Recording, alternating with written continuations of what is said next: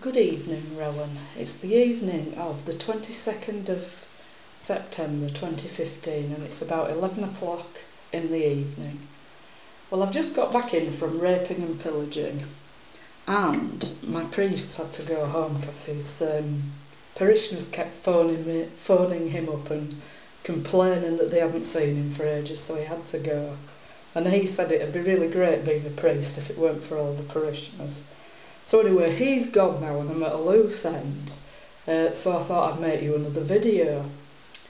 Well anyway, I was thinking back to the time when you tried to get your leg over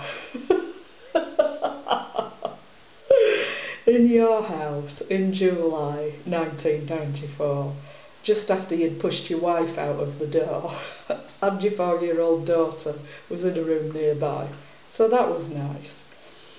Anyway, I was reading my Bible earlier in the evening before I went out raping and pillaging, and you'll never guess what I came across. Well anyway, I'm making this video to let you know about it straight away because I know you're such an Orthodox Christian because you keep saying that you are, so it must be true. So I thought I'd better pass this information on to you straight away so you didn't make a mistake like that again in the future. So anyway, I was reading Exodus chapter 20 when guess what I came across in verse 14? You shall not commit adultery. Can you believe it? I bet you're kicking yourself. Anyway, I know that you're very clever, so you probably can deconstruct that, and you've got the authority to redefine words in English as well, haven't you?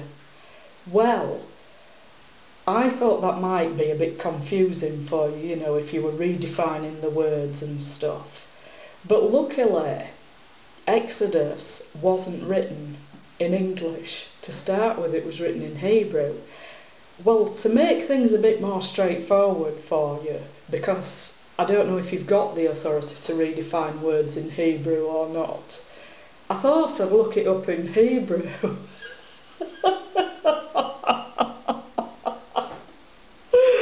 So I've got it here in Hebrew as well. Now you'll have to bear with me, I'm not used to pronouncing it out loud.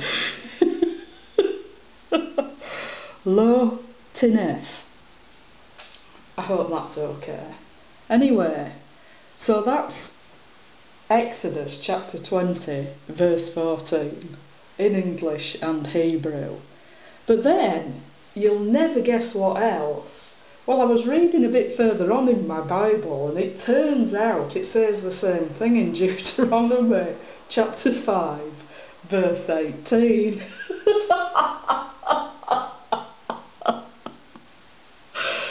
So anyway, I know that you like to try and discredit everything I say, so you'll probably say, oh no, it doesn't even say that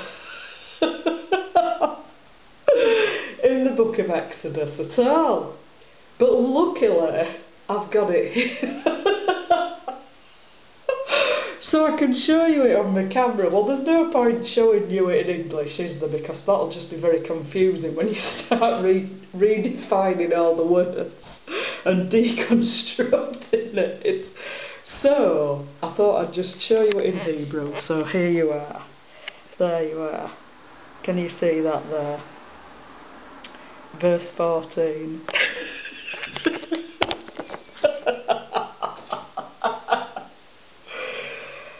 Anyway, just in case,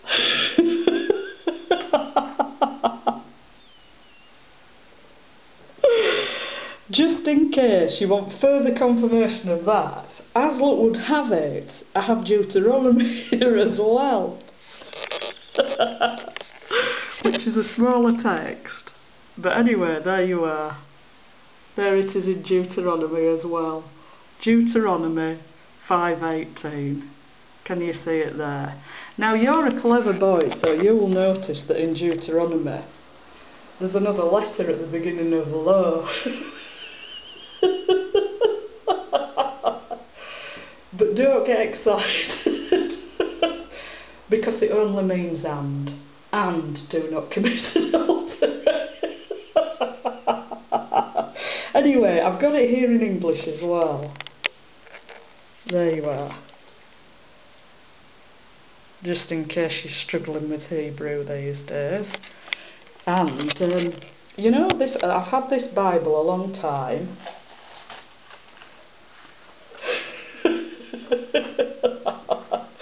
In fact, I think I know I've had it since before you tried to get your leg over.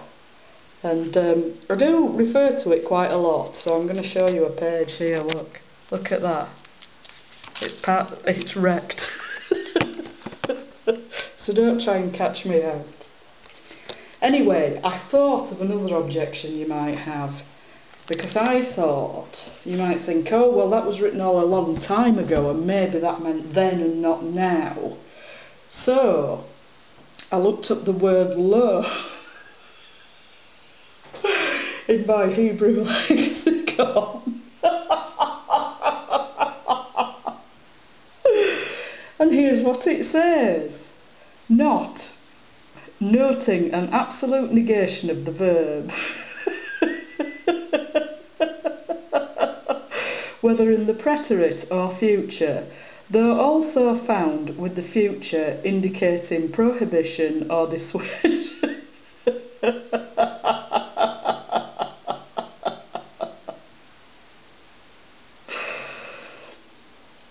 Anyway, so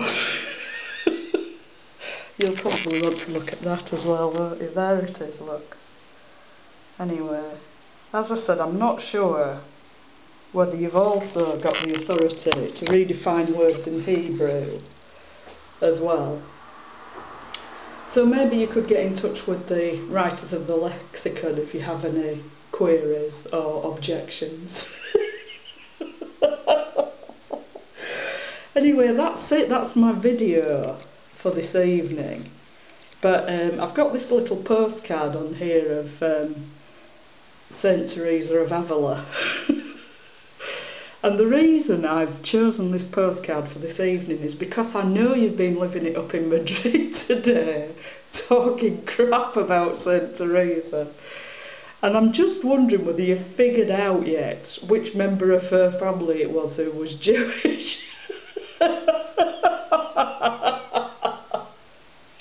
Because you've written a book about her. Well, it's a book with your name on anyway. That's as much as I'm prepared to say. And you do say that her grandfather was Jewish in that book, which is correct. But then I've watched you giving lectures on YouTube and on Vimeo, and well, on one of them you say that she was Jewish. And then on another one that you gave earlier this year, you said that her father was Jewish. But then on another one you did say that her grandfather was Jewish. So I'm just wondering.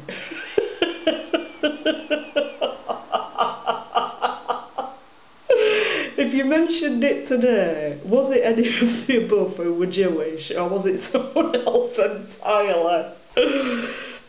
Do let me know. Bye.